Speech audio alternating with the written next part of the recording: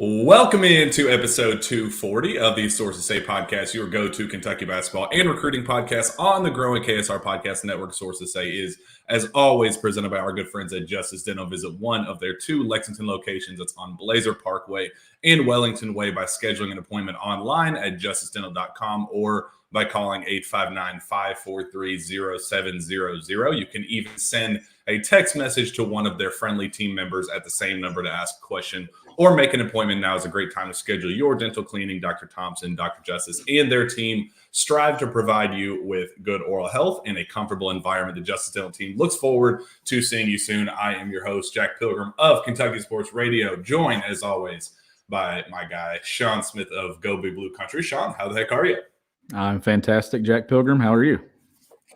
Oh, feeling just absolutely terrific after yet another sweep. I'm getting used to these sweeps and starting to like these quite a bit. 82-74 win down in Gainesville. I know we're kind of in that must-win territory every time Kentucky steps on the floor, but I think now we're kind of in that zone where this win, I think, kind of solidified Kentucky's NCAA tournament chances.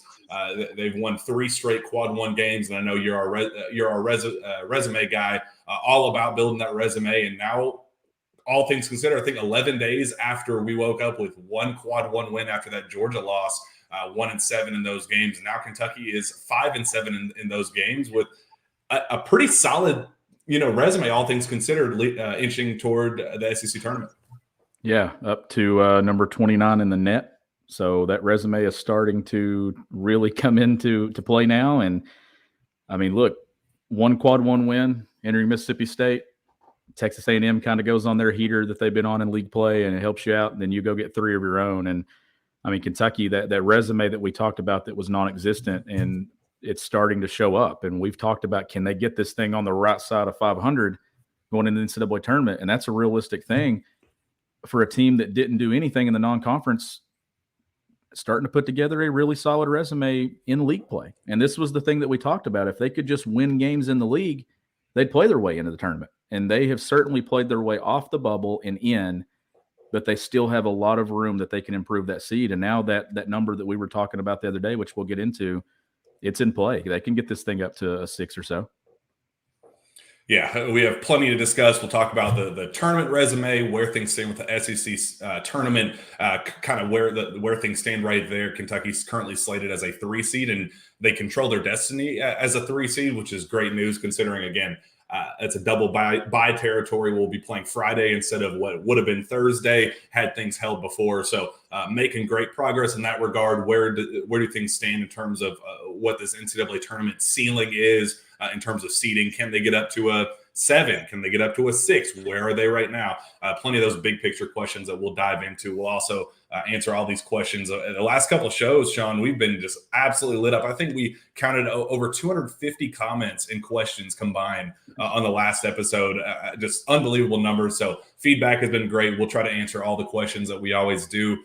Recruiting, current team, draft conversations, behind the scenes stories, whatever you guys want to know. We'll definitely try our best to dive into all of that good stuff. But before that, let's talk about how it unfolded in Gainesville, Shawn. Obviously, Colin Castleton out for Florida, still a quad one opportunity, but that was kind of the storyline going into this, is how would Florida kind of battle against losing their best player. Obviously, they were going to throw different things at Kentucky. John Calipari said this is backs against the wall team that with really nothing to lose. And I think we saw a lot of that. Kentucky jumps out to a 30-15 lead. And at one point, I thought for my money that it was going to be a cakewalk. They were going to blow out the Gators and head home with a blowout win. That obviously didn't happen. It gets close. They play desperate basketball, and we kind of get a nail biter there to close things out. And then they really found out ways to close things out with a lot of fight and energy, and Chris Livingston kind of being the big storyline there at the end of the game. But from your perspective, how were the Cats able to pull it off down in Gainesville?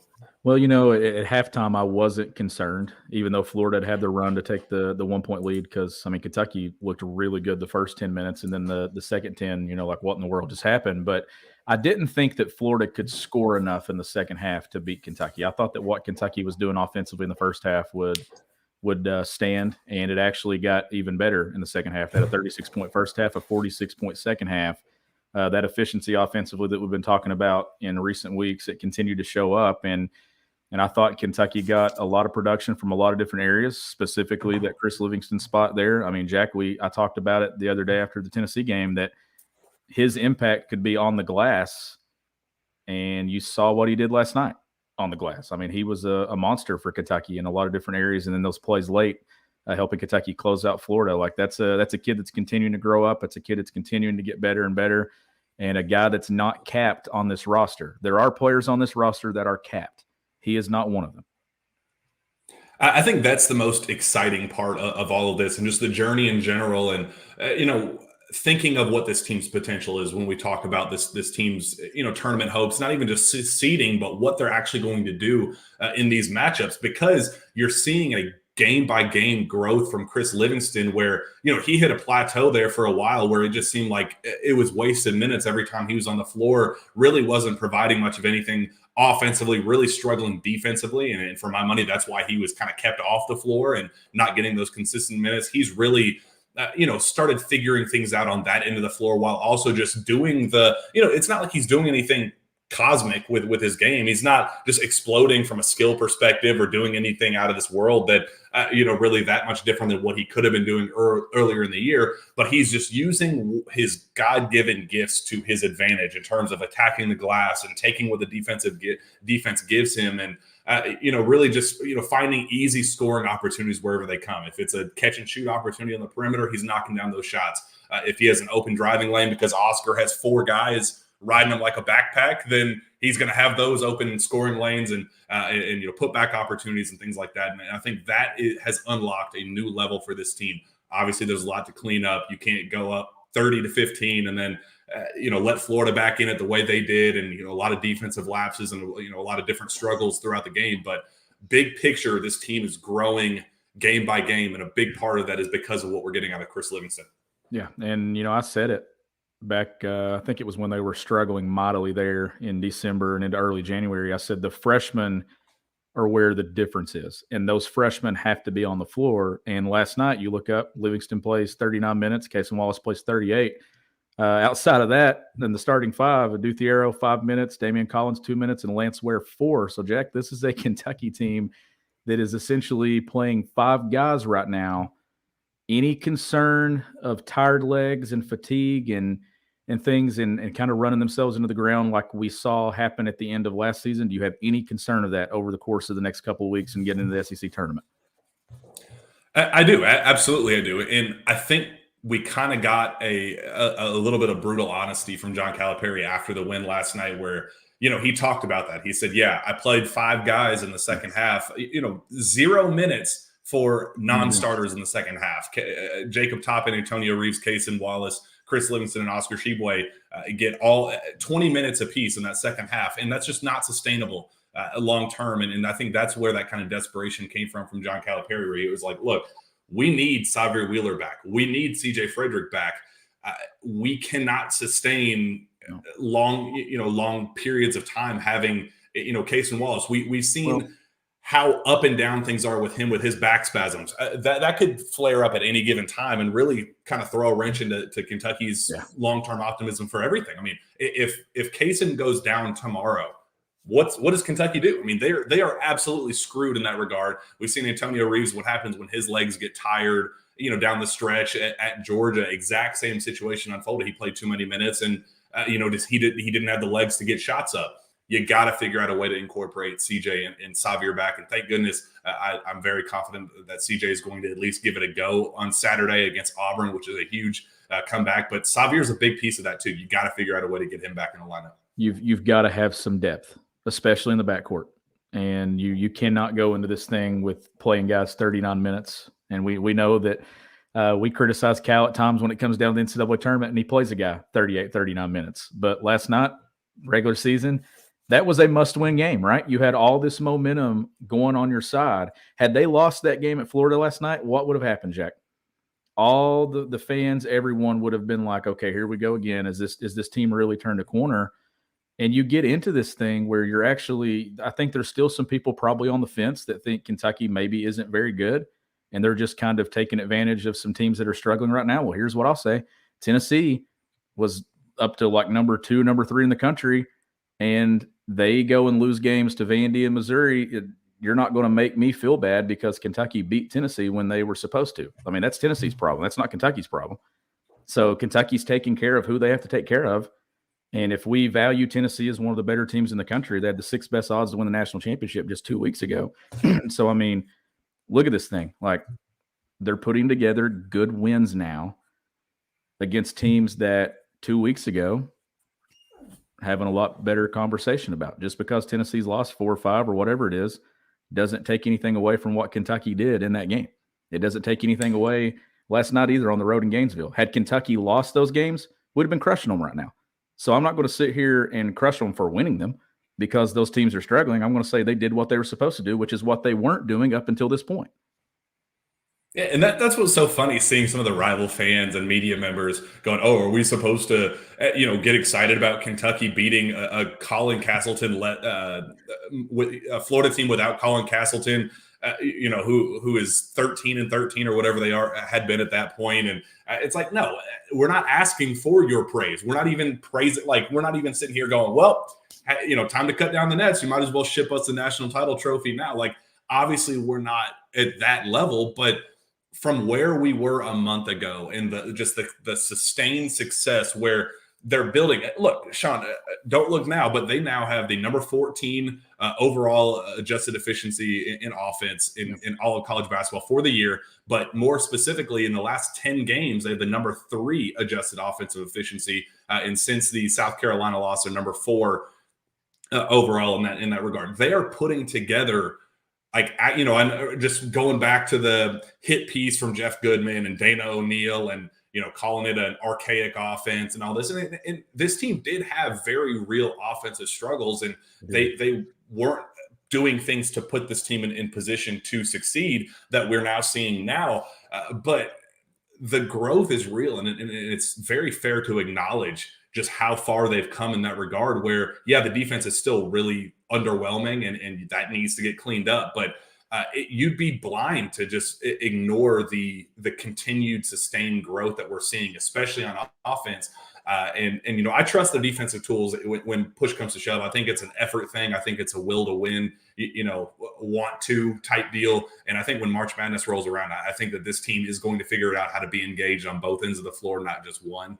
And I think that's where we're going to see this team, kind of play at their best when they're desperate and kind of backs against the wall.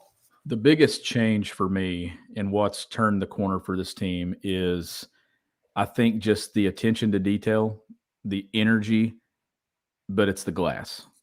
I think that's been one of the biggest differences, and specifically Chris Livingston. Like, I think when you're doing things the way he's doing them right now, I mean, you look at the numbers last night overall as a team, Kentucky had 13 offensive rebounds, 15 second chance points. Florida had 2 offensive rebounds and 0 second chance points. So you look at that number, and it kind of negates that Florida shot 40% from the three-point line and hit 8 threes. So when you look at the stats and you look at those things, you kind of see where Kentucky won that game. And I think that they're winning that game because they're dudes that are supposed to be the physicality part of this roster. They're now being those pieces.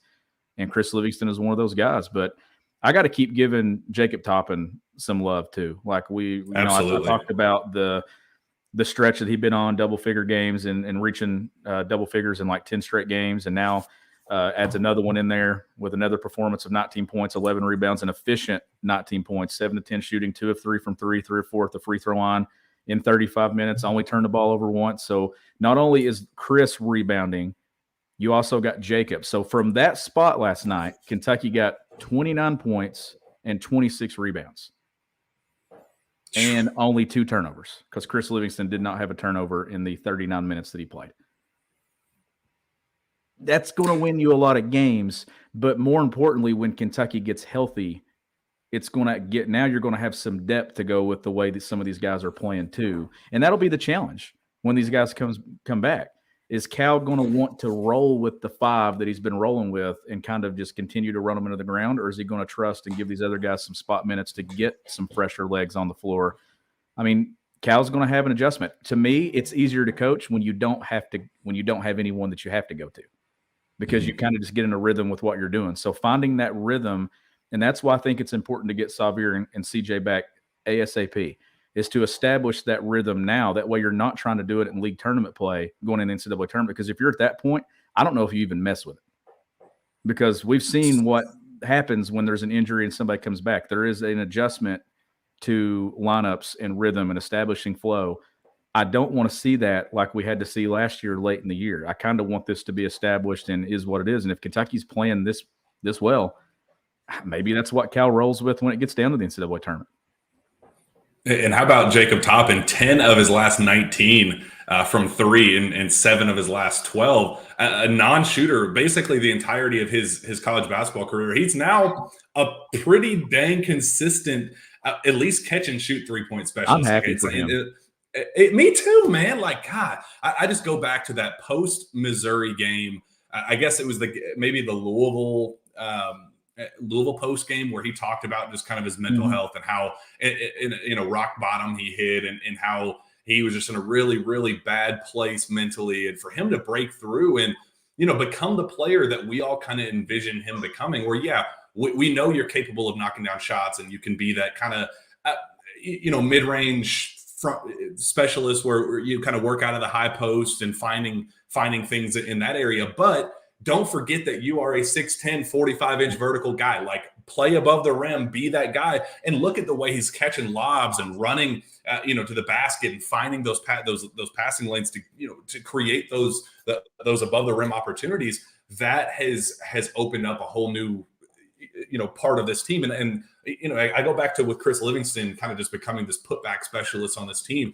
What frustrated me most about this team when Kentucky's offensive woes were at their worst was because the ball would get inside to Oscar and they would defenses would trap, and everybody around Oscar would just basically say, not my problem. They just will be completely not engaged and, letting him just kind of eat inside, struggle inside by himself without moving, creating things away from the ball. And it was basically that is why Kentucky was so one-dimensional. Now they've realized, okay, if I put myself in position away from the ball when Oscar does have it, it either creates dump offs, it creates putback opportunities.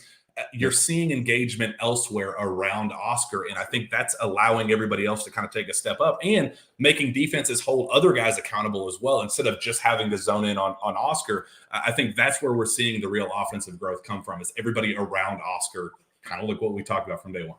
Well, and Oscar had a great night too. And I mean, another guy that's continuing to do things like last year. It was more, we saw it more frequently, right? The graphic by ESPN of Oscar Tshiebwe does something that's not been done since dinosaurs. I mean, it's just like, crazy stuff and numbers. And then last night he goes and he does it again, but then you see that he only had 4 rebounds, but then you look and Chris had 15 and Jacob had 11, and it doesn't matter. Like, you're picking up the slack. So he went and scored the points, but you had other dudes hitting the glass and doing their thing. And that's the thing that you want. You don't want to have to rely on that one guy to just do his one thing. And if he doesn't do it, then you don't win. And last year there were games, if Oscar hadn't got what Oscar got, Kentucky wasn't winning games. I feel like Kentucky is finally getting to a point here where everyone is kind of hands on deck and everyone's doing their job. And there was a big shot there early, or I think it was, I can't remember the exact number of time on the clock in the second half. It was when Reeves hit the 3 that put Kentucky back ahead. I thought that was one of the biggest shots of the game. Florida had a lead. I think it was right after the incident happened with Case and Wallace and the fans. And then Reeves hits a 3. So that put Kentucky ahead. And I thought that was a big time shot. So I think a lot of guys are doing their job right now. And that's the most encouraging thing about it. This doesn't seem to be an ego-fed team at all right now. I think everybody's kind of bought into whatever their role is. And if it's rebounding and scoring, or if it's knocking down shots, or if it's Duthiero coming in and playing with a lot of energy for 4 minutes, they've all bought in, and that's what it takes to get back on track. But Kentucky's playing good basketball at the right time, and it's the time of the year where the committee, I don't care what they say, the committee pays more attention to basketball now than it does in November. And here's the other side. College basketball fans are watching basketball now because there's nothing else on. When there was everything else on in November, I would rather be playing basketball now than be beating everybody in November. Yeah, absolutely.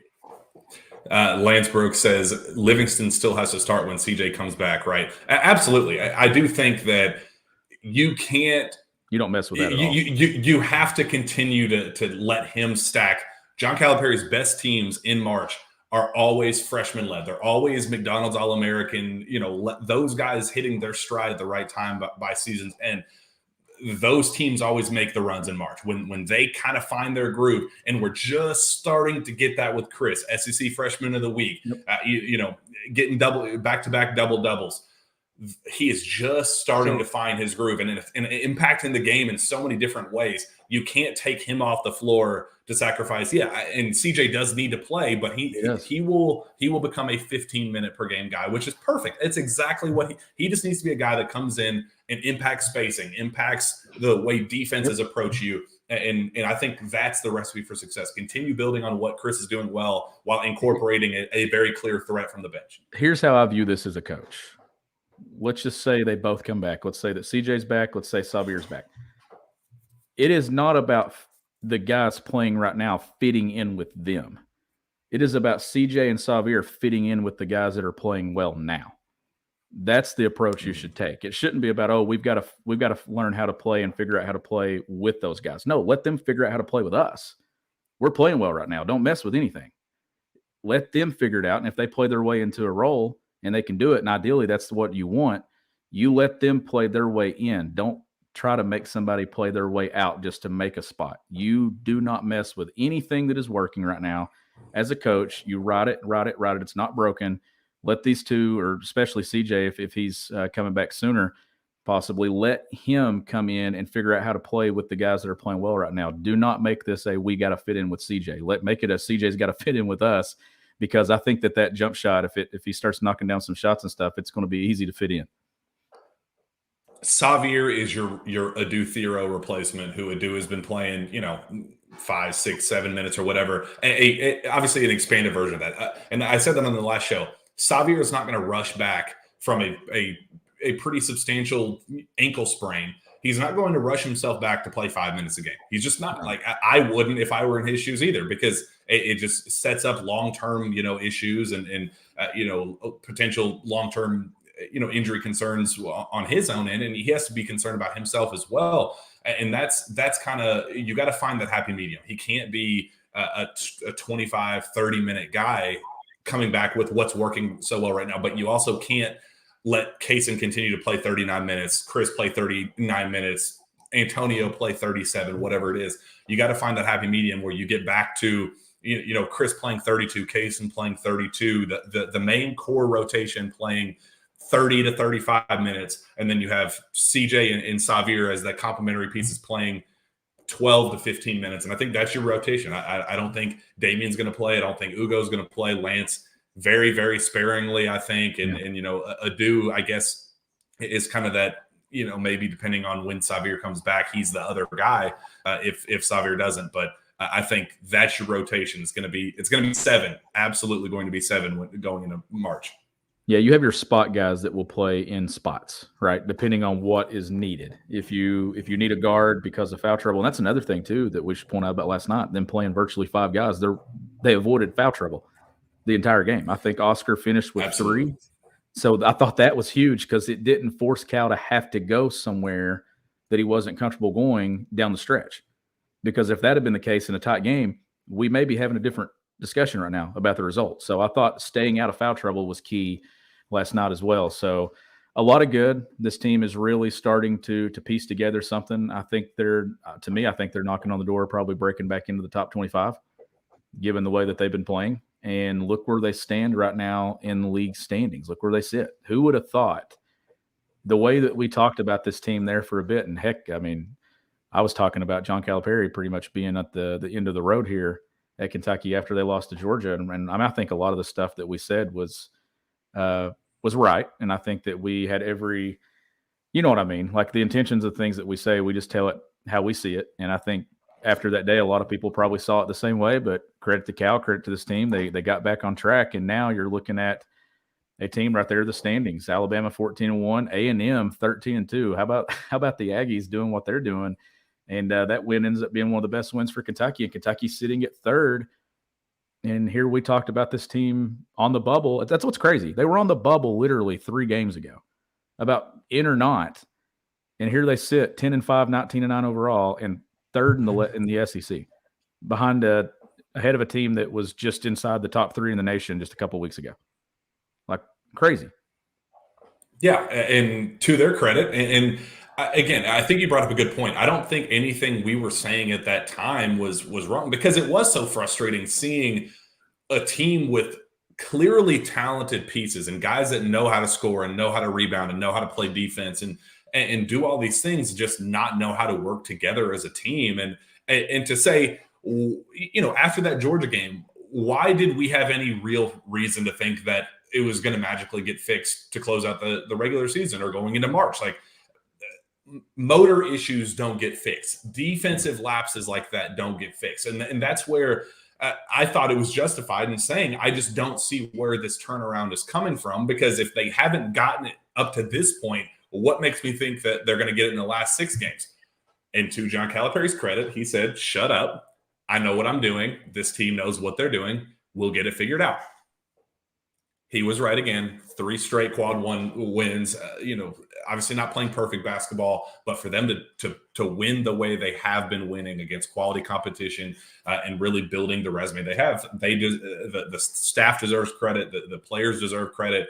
Like you said, Jacob Toppin, the individual growth that he's seen, Chris Livingston, his individual growth, Cason Wallace, a guy that has not been shooting well. And, obviously that makes sense when you become an off-ball guy, so used to being a catch and shoot guy, and you can switch over to a primary ball handler. That's going to mess up your shooting rhythm. You're not going to get the ball in spots that you were before, where you were finding shooting success. He has completely had to change his game around, and he has thrived in that role as a playmaker and as a distributor.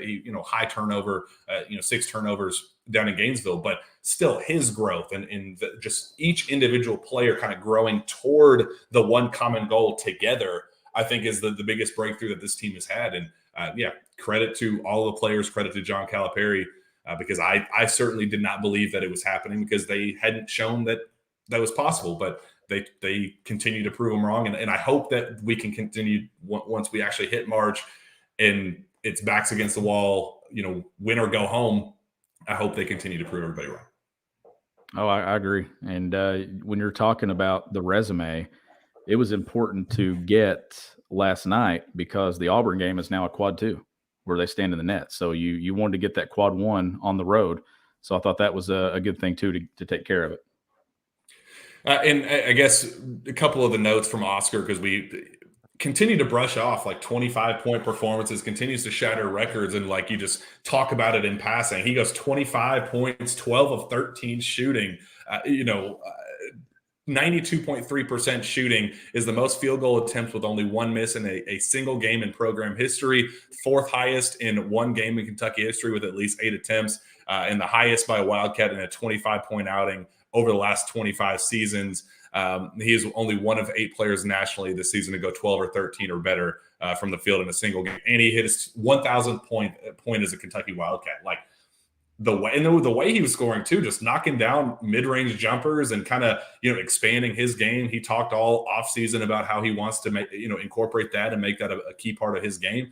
He's making the shots that matter. And then, him being away from the basket, I think allowed for everybody else to kind of get, take care of business elsewhere, especially inside. Chris Livingston, Jacob Toppin, finishing inside the way they were. So if Oscar can be that role for the rest of the season, I'm feeling very, very, very confident about just where this team can go. Yep. I certainly feel a lot more confident about where this team is now than what I felt just 10 days ago. Like 10 days ago, it was a rocky road. Going to Mississippi State, you're thinking, okay, this has to be a desperate team. It was playing a bubble game, essentially, in or out. Win it, you're in. Lose it, you're out. And they have turned the corner. They've legit, I think, reached a point where they've turned the corner. Now you follow it up with a home win on Saturday.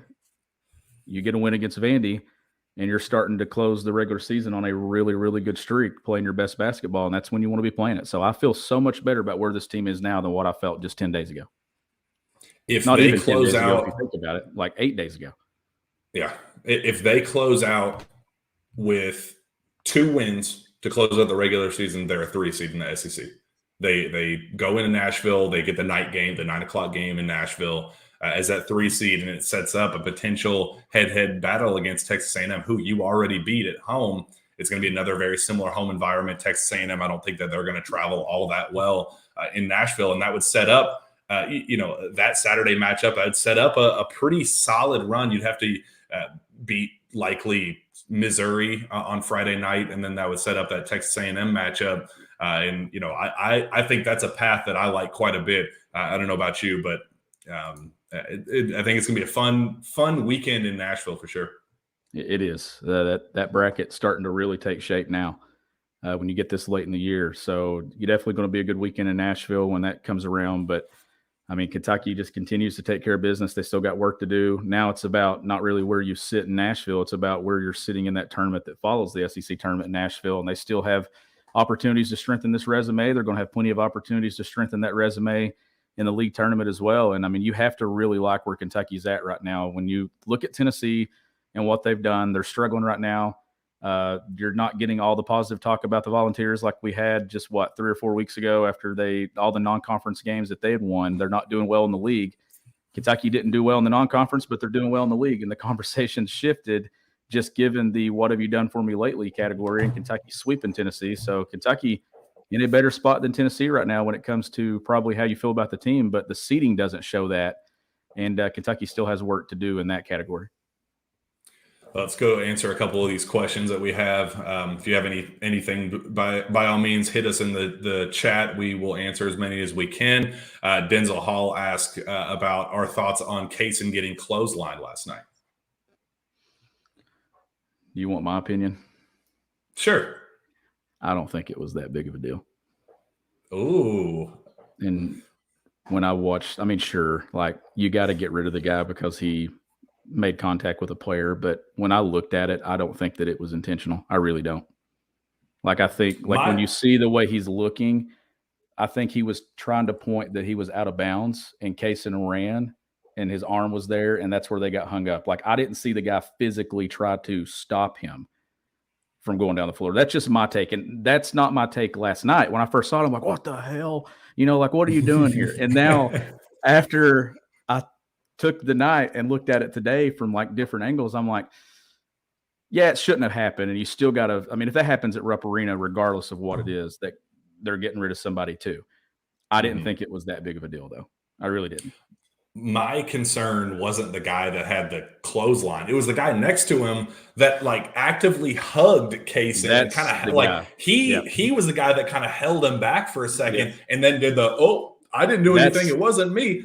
Yep. That was the guy, and he stayed. He was able to. That's what I'm saying. The other guy was the guy that I thought didn't do anything intentionally. I honestly don't even think he even knew what happened. Like he was pointing and looking at the official and not even looking at Kaysen. And then Kaysen runs through the arm, and then you see him start trying to take his arm back. But I'm with you. The other guy I had more of a problem with than I did the guy that got ejected. Yeah, I kept watching the rest of the game, but that guy was still sitting there for the rest of the game. I was like, why is this guy still sitting here when the other guy, it was the issue with him is, him being involved in the play set up a bucket on the other end. It kind of held Kaysen back from potentially getting the stop on the other end, a pin block on the backboard, whatever. That's where the tech comes in on my end. Like I saw that and I was like, that guy is deserving of a tech for that specific reason. But I don't think it was as intentional on second and third and fourth viewing as opposed to as it looked live. But on second and third, fourth viewing, the guy that was really the guilty party was the one that hugged him, and he was able to sit there and drink his beer and chill out for the rest of the game. I'm like, he got away with it. I don't like that. That's the issue that I had. So that's my thoughts on it. But it is what it is. It's just kind of, I think, back-to-back games against Florida that the fan issue has become something with Doug throwing the birds at the eruption zone crowd back at Rupp, and it feels like for whatever reason, Florida continues to be the fan back and forth has been a bigger part of the game than it needed to be, which is frustrating. Zach Bingman says, what are your predictions on who walks on senior night and what is the reason for them?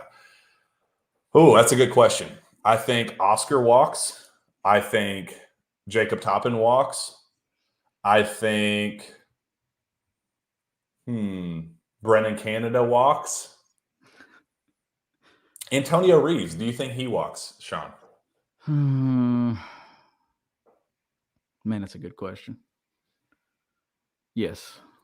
He is such an interesting decision coming up because he does things that, like, I get it. He came in on a 2-year plan.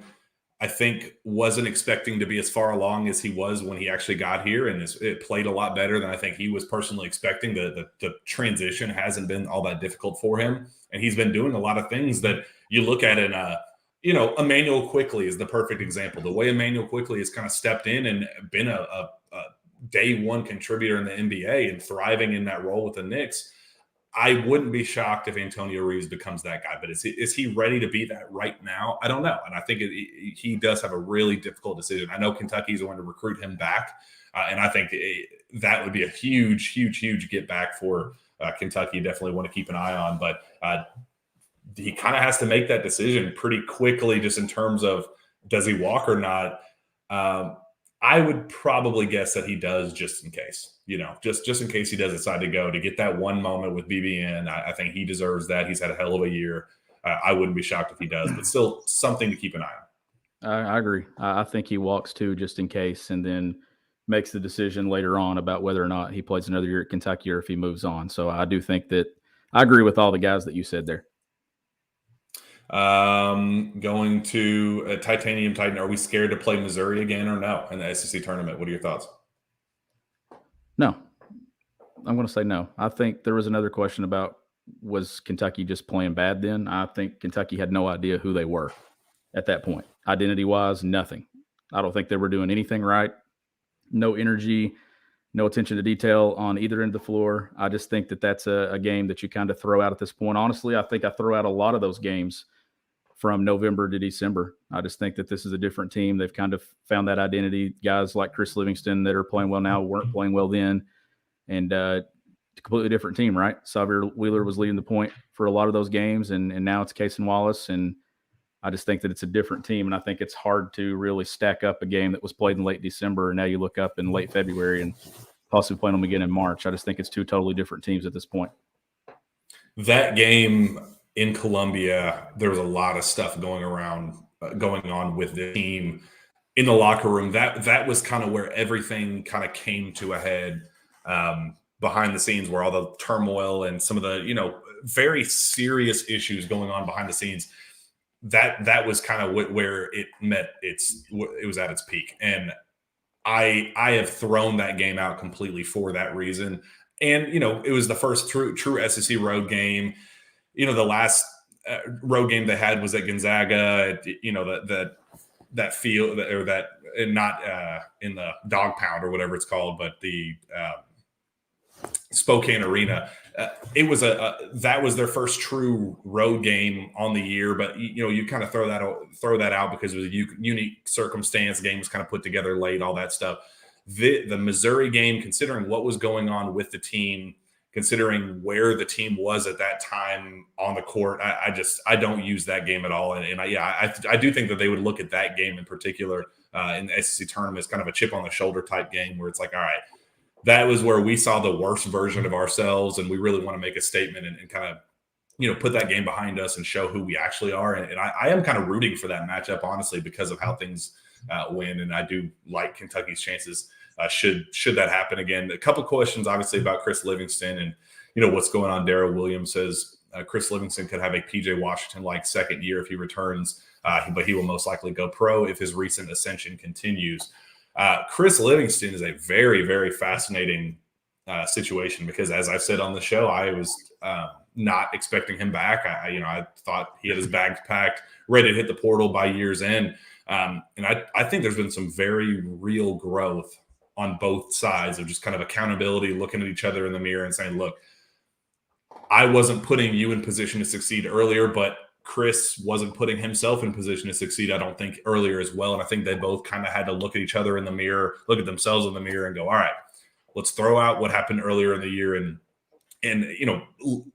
do each other favors and put each other in better positions to succeed. And that's involved, accepting of different roles and understanding that he does need more playing time to kind of unleash the best version of him and things like that. So I think there's been a lot of growth, and I have definitely changed my thoughts on, I'd heard that the portal was very likely for him, and I've now changed my stance to that if he does come back to college, I do think that it'll be at Kentucky, which I think is a huge, huge, huge thing for Kentucky. However, he has progressing so much as of late that I would not be shocked if he does put his name in the draft. And he does have the clutch connection with, Rich Paul and LeBron James and those guys that they will be able to pull some strings for him. And I would not be shocked if he is drafted, especially if he continues at the trajectory that he is. So that is one to keep a very close eye on. Sean, what do you think happens with Chris Livingston, and what could he be next season as a sophomore if he does decide to return? Oh boy, what he could be as a sophomore makes me hope he comes back because I think he could be dominant another season at Kentucky. But also I think this all depends on, one, the run Kentucky goes on. If Kentucky goes on a deep run, I think a lot of it is because of what Chris Livingston is doing right now and continues to do. And if he does that and Kentucky's winning, then he's going to look even better, probably plays his way in. But if not, Jack, I'm telling you, I think regardless, I think sophomore Chris Livingston could be one of those all SEC guys that kind of just turns heads in year two and just continues to develop his game, gets better at the jump shot, gets his body even stronger than what it already is, continues to get better on the defensive end, playing with energy, develops an even better skill set. Like I would be super excited about what year two would look like. And I think that that's a strong selling point. He came in wanting to be a one and done. He was a top 10 recruit in America, McDonald's All-American, had all the accolades. He was somebody that it was expecting to be a pro after 8 months. That's who he wanted to be. And I don't blame him. I mean, that's what every kid dreams of, out of high school at his status and his, where he was when he left high school. Things were not going well. He was not put in that position, he wasn't putting himself in that position. And I think everybody involved thought that especially on his end, thought that a, fresh start elsewhere would allow him to do that in a second year.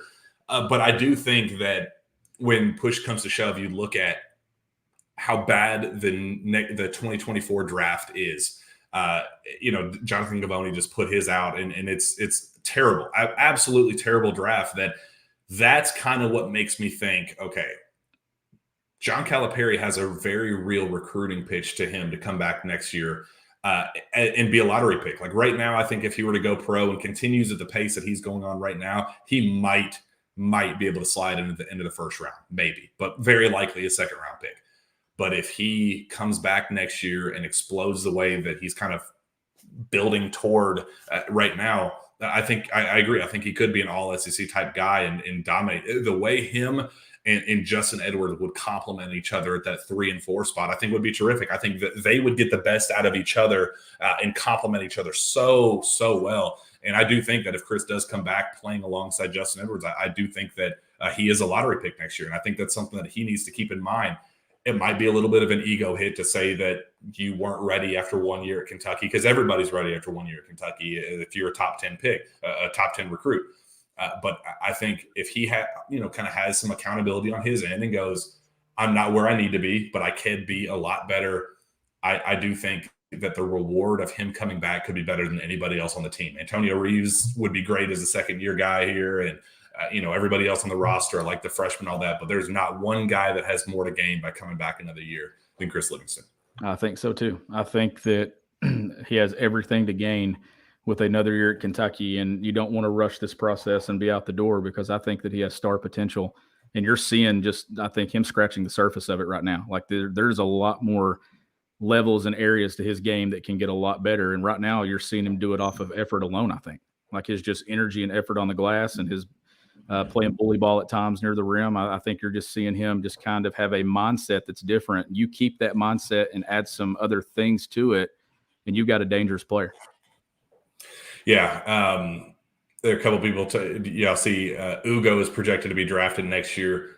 NBA teams like him. I mean, he's a guy that is, for my money, one of the best shot blockers that I've seen in high school in a really long time. He has instincts that just nobody else has in very, very, very limited minutes with Kentucky this year. He has shown to be an elite defender, still unbelievably raw offensively, and going to need a lot of growth in that regard. But I would not be shocked at all. And the plan for him was to be a 2-and-done. Could come in almost like basically a redshirt year this season with Kentucky, and then come back and kind of anchor the front court next year. And I think that's where, some guys asking about, Oscar Tshiebwe coming back and what happens with Jacob Toppin and guys like that. I just think that Jacob will be looking for a fresh start. He's now in his 4th year. His pro clock is ticking very, very loudly at this point. He came in this year thinking, whatever happens, I'm going to go pro. And I still would be shocked if he decides to come back. And there were some questions earlier in the day when I broke the news about Chris Livingston signing a deal with Beats by Dre and Jacob Toppin doing a deal with AT&T, if that impacted anything with them returning. It doesn't. They're only end of year deals that impact this season and this season only. So I don't see either of those deals impacting anything. Chris definitely more likely to come back than Jacob Toppin. I just think Jacob came in on a 1-year plan, this season being his last, and I don't think anything's changed with that. So Chris is the one to keep a close eye on, definitely not Jacob in that regard. Dave says, I feel if CJ would leave and start focusing on his marriage. A couple other people were asking about CJ, what would happen with CJ, if Chris comes back, or, just depending on the rotation. How do you see that unfolding with Chris or with CJ? Because he's a guy that I think would be a perfect stable vet guy for a group of young guards. But I think he does have a decision to make with his health and, not being able to kind of put things together with that. It wouldn't be a shock to see him hang it up either. It wouldn't, honestly, given his health and things. But I think that there would still be a role for him in your program. And he can do the thing that sometimes a lot of times you need, right? Teams go some zone, you put him in there and knocks down a couple of shots. I would like to see him be healthy and stay healthy at Kentucky. I hate that he's even dealt with what he's had to deal with this year. It's a guy that's missed so much college basketball over his career, but he's got a lot of other things going for him in life and things like that. And I could see him making that mature decision at some point to step away on his terms and not on his body's terms. So, but then again, you're talking about a guy that he loves the game of basketball. He loves Kentucky. He likes wearing that Kentucky white and blue. So if he's able and he thinks his body's in a place to continue doing it there and can come back and find a role, then maybe he does. I think that's an interesting decision going into the offseason. Yeah, and Grant Peters, my guy, giving us a couple little bonuses. Appreciate that, as always. He has 2023-2024 starting lineup prediction as of today. I think it is fascinating. And I guess I lean CJ comes back. I do think that he is kind of weirdly obsessive about basketball, and no matter what his health situation is and the kind of the adversity he's had to overcome in that regard, at the end of the day, he's addicted to playing basketball and embraces the grind that comes with it. And I do think that he'll kind of have that look at himself in the mirror moment where he'll go, I'm not ready to give up the game that I love more than anything. So I do see a tough decision for him, but I do think it's one that ends up with him coming back. And I do think that kind of the same situation with Antonio Reeves, just in terms of a hard decision for him, that maybe he wanted to go after this season and, maybe even plays himself into that position. But I think understands that he has so much to gain by coming back and so much more growth that he could have in terms of draft status if he does come back with, again, an unbelievably terrible draft in 2024, that I do think that Kentucky gets both of them back as of today. So if you're asking for my starting lineup, incorporating that, I think that we get DJ playing alongside Antonio in the starting lineup with, depending on what happens, I'm going to guess Chris leaves still and goes pro. I'm guessing we get him, probably CJ back in the starting lineup, or I'll go DJ, Antonio, CJ, Justin Edwards as a small ball 4 with Aaron Bradshaw as the 5. And then I think you have Ugo coming off the bench with Rob as the kind of 7th man, type of role, spark plug, Lou Williams kind of spark scorer off the bench. And I think, who else am I missing? Damian. Yeah. Damian, he's in such an interesting boat. What do you think happens with him? Because I still keep going back and forth on him. I'm back and forth on it too. I really am. I mean, there's just so many factors there with Damian that you just don't really know where he falls. I would like to think, honestly, that there's a place of comfort at Kentucky that's kind of been built and developed, especially in recent months with him. But then again, I also know that there's been a lot to go through, that I could see him going back closer to home and being around family. So I know, Jack, he's a big family guy, but I could see that too. But I also think that everything he's gone through, and he's got that strong foundation and base there in Lexington that's been there for him as well. I could see him staying put too. Yeah, and I think regardless, you're only going to get one of Lance and Damian back. I do. Just because from a pure numbers perspective, Lance has embraced the role that he has had for so long. And we obviously appreciate him and love him and just kind of who he has become as a Kentucky Wildcat. But at some point, something's got to give in terms of playing time. And you don't want to just sit there and play maybe 2-3 minutes in any given night. And at some point you do want to play. And I do think that there's an interest in him, playing with DJ, kind of where things started with him, closing out his high school career. DJ was his starting point guard at Camden. It'd be a really cool moment for him to end his college career with DJ as his starting point guard at Kentucky. So that's definitely something to keep an eye on. But I do think you only get one of Damian and Lance back. And if I had to guess, I'd probably say Lance returns, Damian goes. If I had to guess, but I still think that's kind of a crapshoot up in the air. Be interesting. And I do think the idea of Rob coming off the bench, FT says Rob off the bench is crazy. I think it'd be a lot of fun seeing him kind of come in and be that spark plug. Just go give me 15 real quick. I think I'd have a blast watching him in that role. What do you think? Yeah, I would love to see Rob Dillingham in that role for sure, as coming in instant offense and playing with high energy and doing his thing. But there's a lot of things that you look at when you look at next season's roster and some of these stay or go decisions with some of these swing guys that Kentucky has on this roster, and even not just the swing guys, but just the depth pieces like a Lance Ware or Damian Collins. There are so many decisions that impact where this roster goes that I think it's so hard right now to, outside of the freshmen, kind of look at anyone and say they're going to be on this roster a year from now. Like, I think the safest pick is the freshman. Everybody else, you can kind of talk your way into staying, and you can kind of talk a scenario into leaving, which makes it hard to kind of predict exactly where it is. Yeah, and I think the same thing with projecting, who plays what, the starters and how many minutes each guys get, because you don't know when you have that many pieces coming in, 5 freshmen coming in who do all different things, and how that transition is going to be to this level, that will determine, if I expect DJ is a very high floor guy. I really just don't envision a scenario where he doesn't start. But Rob is one of those, the way I watched him play the other night for OTE, he was tremendous. The best I've seen him with my own 2 eyes, just making decisions for making plays for others, his own personal decisions, shot selection was a lot better. If he plays like that, he's a starter. But if he plays like I've seen him play 90% of the other games that I've seen him, he needs to be a bench guy, ease him in type situation where you get kind of a more stable presence like Antonio Reeves or CJ Frederick, where what you're going to get out of him.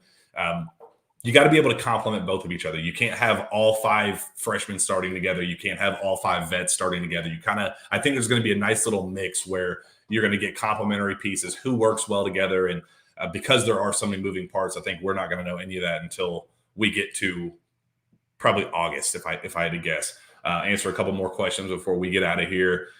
Wes Smith says, when is Kentucky going to offer Jasper Johnson out of Woodford County? I think it's going to happen. I don't think it's going to happen, anytime, in the imminent future, but I do think that it happens. Kentucky doesn't offer any scholarships to 2025s until June. We have seen that Cal just refuses to offer kids at that age this early. Darren Peterson being an exception because he is very likely going to reclass to 2024. So just kind of see him as a 24 kid.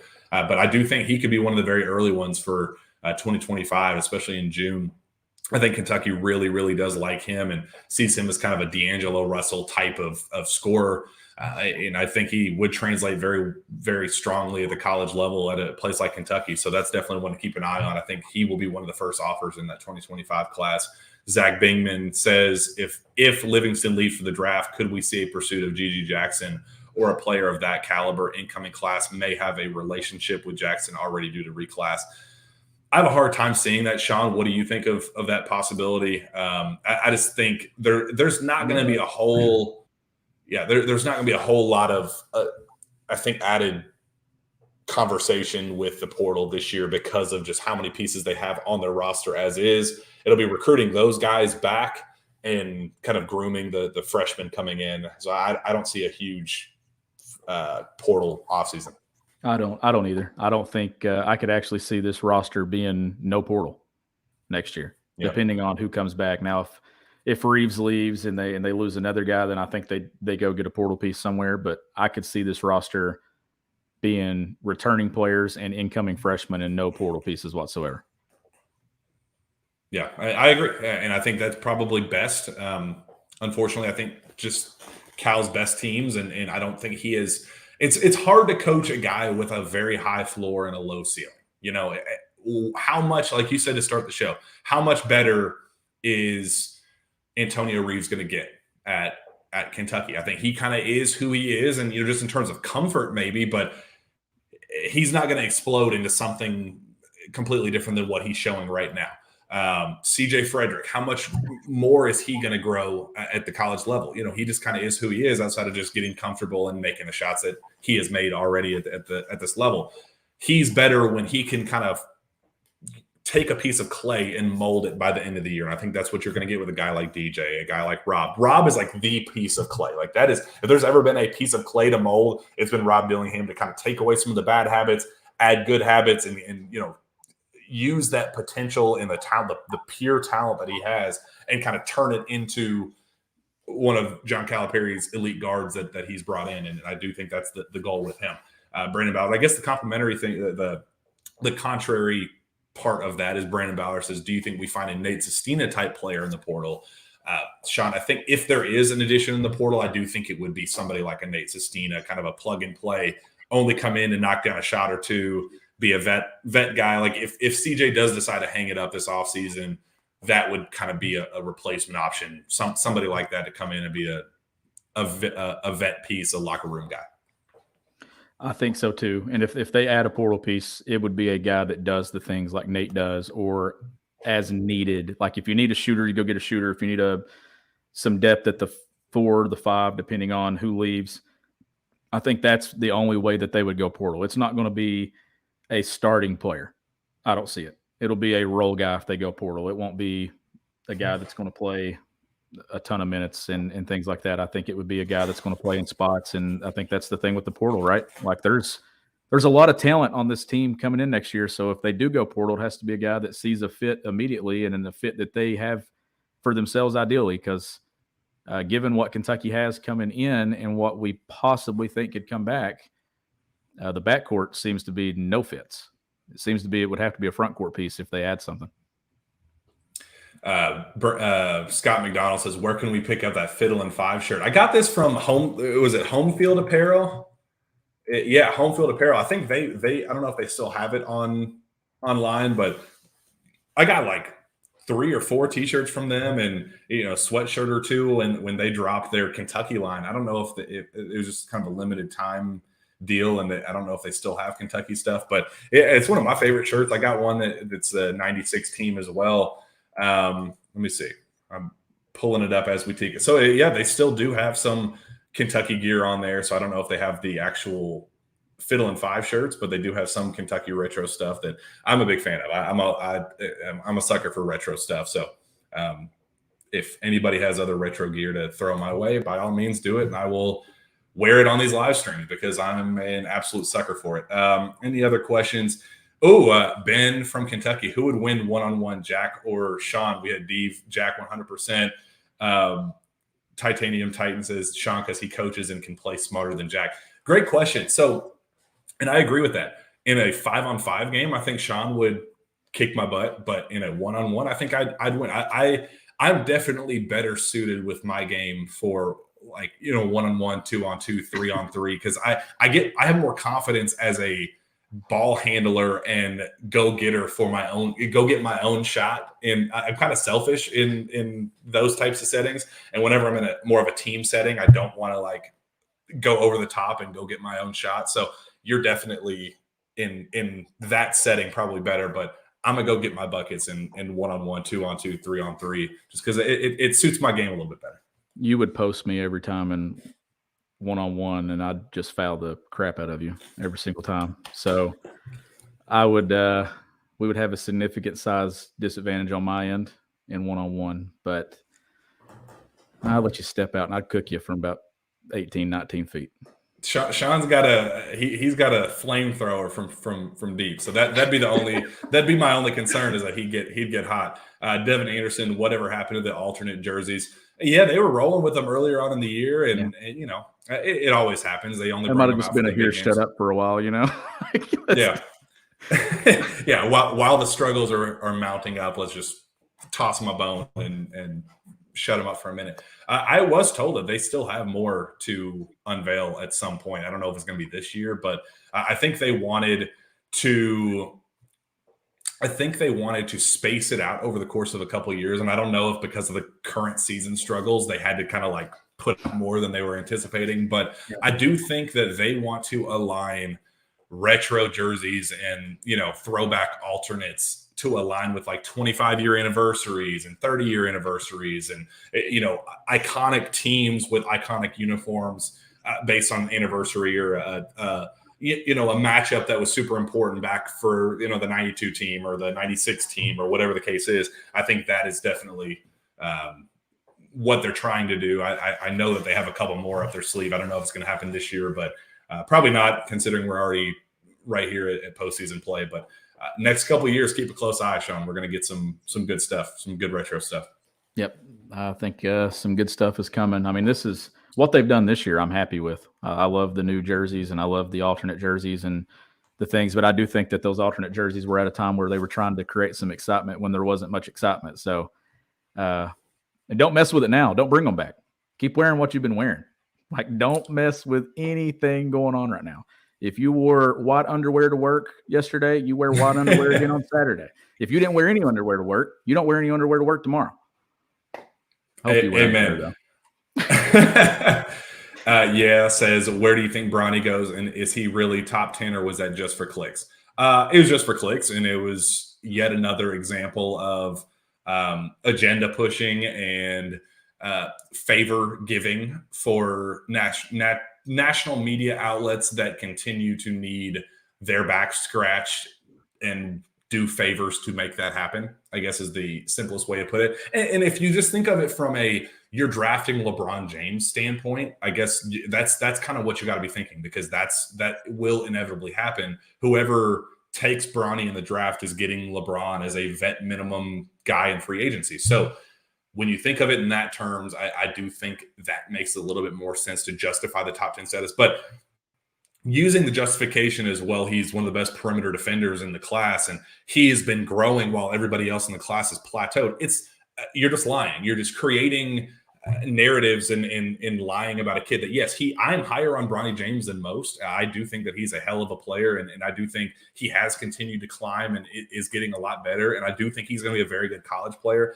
But to make him out to be, a top 10 pick at this stage is just so not fair to everybody else in the class. Is not fair to Bronny to make him out to be something that he's not. All the overtime, slam, all the, media sensation companies going, Bronny James, top 10 pick, using that as their headlines and all that. It's not fair. That's not realistic. You are basically saying LeBron James is a top 10 pick as a 40-year-old man in 2024 while getting a role player in his son.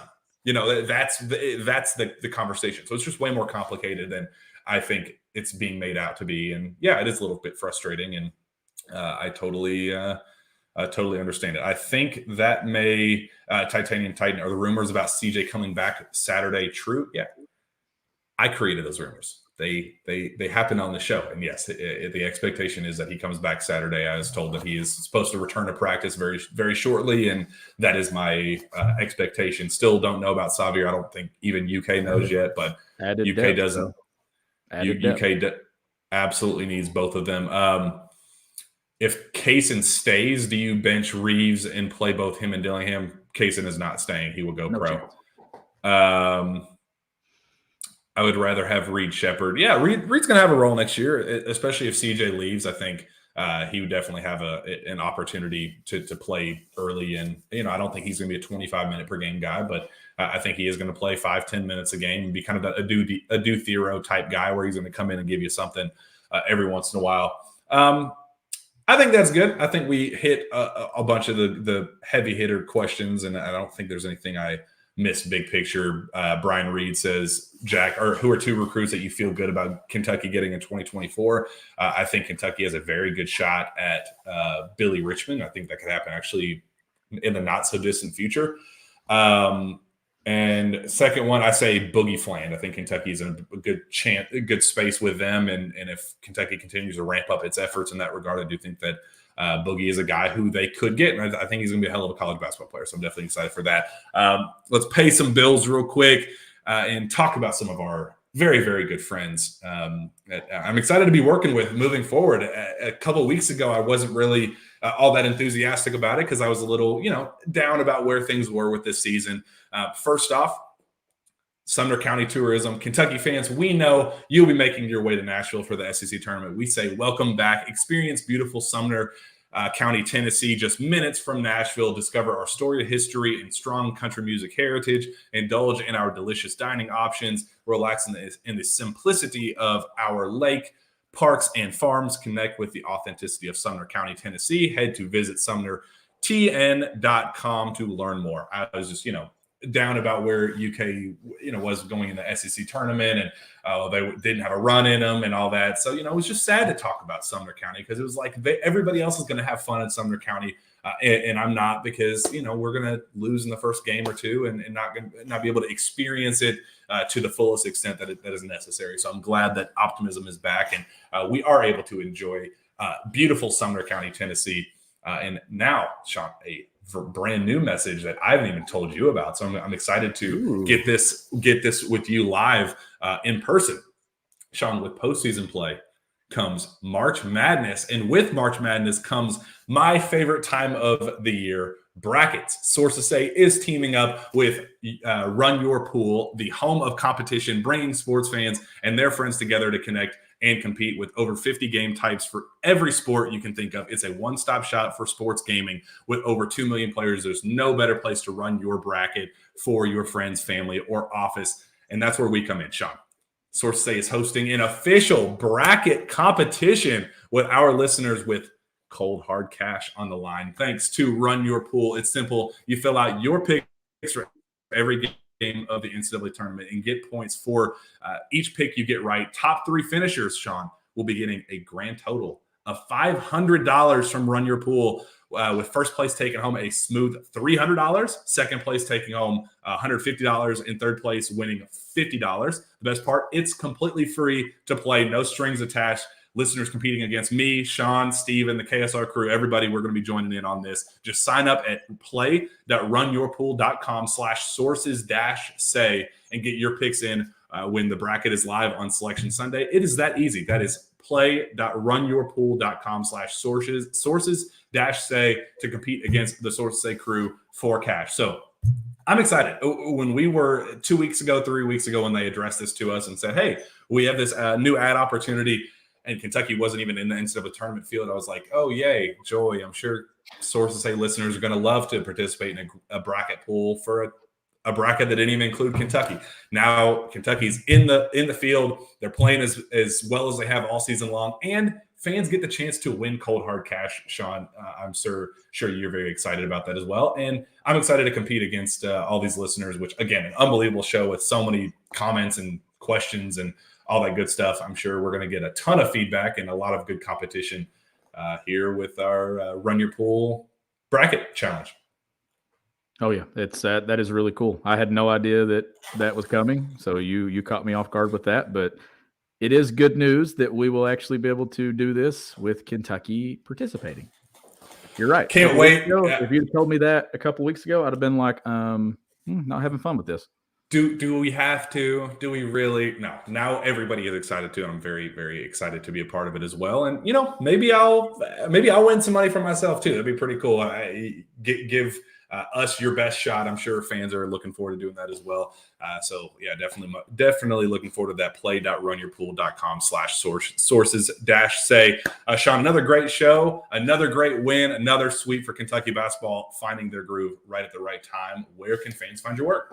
You can find my work at gobigbluecountry.com, and you can follow me on Twitter at GBBCountry. Find me on Twitter as well at Jack Pilgrim KSR. Reach out to me via email, jpilgrim@KentuckySportsRadio.com. That will be back next time for the Jam Pack Sources A podcast. We will see you then.